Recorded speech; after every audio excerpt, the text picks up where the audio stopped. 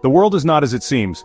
Behind the curtain of elected officials and official policies lurks a shadowy force, manipulating global events for its own gain. This is the deep state. It is a cabal of global banks, billionaire elites, and entrenched bureaucrats. They operate in the shadows, their true allegiance not to any nation or people but to their own power and enrichment. Their tentacles reach into every corner of government, media, and finance. They decide who gets elected, what laws are passed, and what narratives are spun to the public. Their goal is simple: maintain their grip on power and wealth, no matter the cost to the rest of us. Joe Biden, the current occupant of the White House, is a perfect example of the deep state's influence.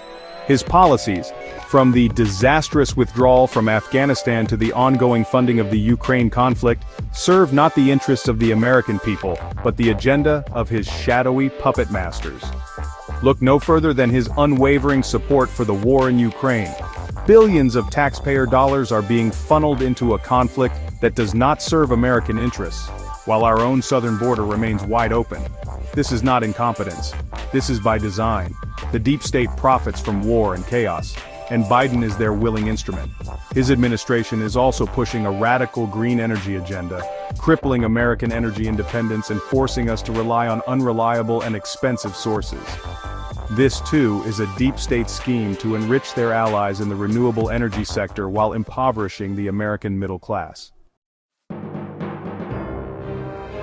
The conflict in Ukraine is a textbook example of the deep state's modus operandi. They have used this crisis to line their own pockets while sacrificing the lives of innocent Ukrainians and dragging the world closer to the brink of nuclear war. The deep state has a vested interest in keeping this conflict alive. It justifies massive military spending, enriches their friends in the defense industry, and weakens Russia, a geopolitical rival. They have flooded Ukraine with weapons, knowing full well that this will only prolong the bloodshed. They have demonized Vladimir Putin, painting him as a madman to stifle any dissent against their warmongering agenda. The so-called climate crisis has become the deep state's latest cash cow. They have used fear and propaganda to convince the public that the world is on the brink of environmental collapse, all while ignoring the real and present dangers posed by their own actions. Their solution to this manufactured crisis? A radical green energy agenda that will destroy jobs, cripple economies, and do little to address the supposed problem. This is not about saving the planet, it's about control and profit. The deep state stands to make trillions from their investments in unreliable and expensive green technologies. They are happy to sacrifice the livelihoods of millions to line their own pockets. Section 5, the LGBTQ+ agenda, a tool for division. The deep state understands that a divided society is easier to control. That's why they have been pushing a radical LGBTQ+ agenda designed to sow discord and erode traditional values. They have infiltrated our schools, our media, and our institutions, promoting ideologies that are confusing and harmful to children. They have silenced any opposition, labeling anyone who dares to question their agenda as a bigot or a hater. This is not about tolerance or acceptance, it's about power. The deep state wants to control every aspect of our lives, even our thoughts and beliefs. Section 6, Trump, the Disruptor. Donald Trump, for all his flaws, represented a genuine threat to the deep state. He was an outsider, beholden to no special interests, and he promised to drain the swamp. He challenged the deep state's grip on power, both domestically and internationally. He questioned their wars, exposed their corruption, and stood up for the forgotten men and women who had been left behind by their policies. This made him a target.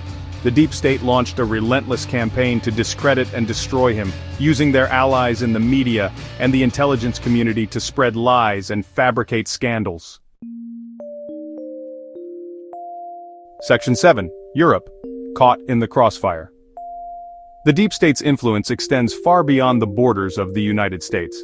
They have used their economic and political leverage to coerce European countries into supporting their agenda, even when it runs contrary to the interests of their own citizens. The Ukraine conflict is a prime example. European leaders have been pressured into sending billions of dollars in aid to Ukraine, crippling their own economies and leaving their citizens struggling to heat their homes. They have also been forced to adopt the deep state's radical green energy agenda, leading to soaring energy prices and widespread economic hardship. Section 8. The people push back. But the deep state's grip on power is not absolute. Across the world, people are waking up to their lies and manipulations. We are seeing this in the growing protests against the war in Ukraine.